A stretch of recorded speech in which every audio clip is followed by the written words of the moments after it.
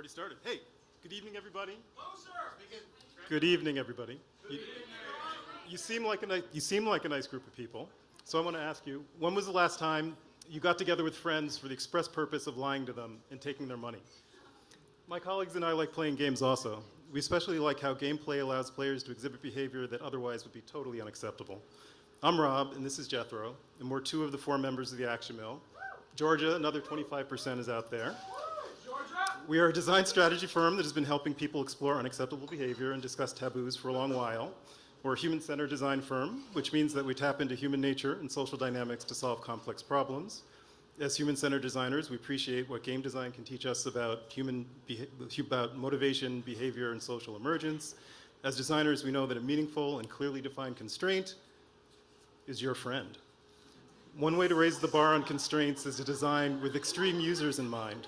Addressing their heightened needs can help to lead to solutions that more elegantly meet the needs of all users. The popular OXO Good Grips line of products had its genesis with the question, why do kitchen utensils actually need to be this bad? By including arthritis patients and children in user research, these designers were able to develop solutions that were significantly better for all users. So we thought, why don't we focus on the ultimate and truly universal human constraint, death. 20 years ago, my father died of cancer, and the way he died was thoughtful and eventually accepting of his ultimate constraint, which made it much easier for those he left behind. But as a society and as a culture, we aren't doing such a good job of designing for the extreme users of life, those for whom death is imminent. Death is more painful and expensive than necessary, but it hasn't always been this way. It used to be more common for everyone to have more of a day-to-day awareness of their mortality. The good news is that acknowledging death's value is making a comeback.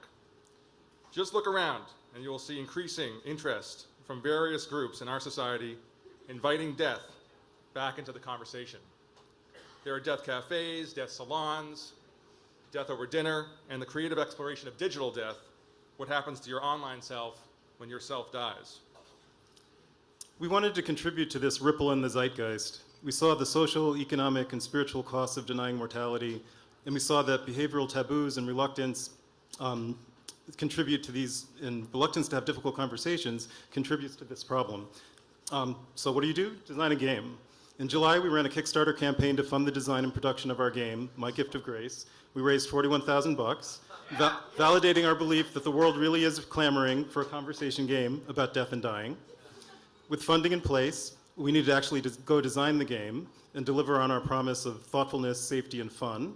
So we did rigorous research, roped in some expert collaborators and advisors, and leaned on our design processes and methods. This summer and fall, we prototyped and tested and iterated, and with the help of our Kickstarter backers and other allies, we poked at and refined the contours and content of the game. Conversations are an art form. People in them, the players in the game, need the right prompts, the right constraints, as well as rewards for their creative whole selves to shine through. We got there by playing with questions that are or seem very direct and important. In responding to this question about who would you like to choose to help you go to the bathroom, the first time I was playing the game, I thought of my wife or my best friend. But the next time I played, I thought that Martha Stewart would be a good person to wipe my ass. And then there are oblique questions, like this one about being lost at sea. These help get at underlying values. This question made me think about the qualities I look for in a decision maker. I chose Captain Kirk because he's so darn decisive. Koji Maru. We have also heard very practical and touching responses from our backers who have told us things like, answering these questions puts me in a better mind frame for dealing with things that I have going on right now. And we have found that playing the game is fun. Players feel challenged and learn a lot from people they play with. It helps you get to know strangers and also gives you practice before you play with your close friends and family where conversations may have higher stakes. So we invite you to join us in the social movement to unhide death.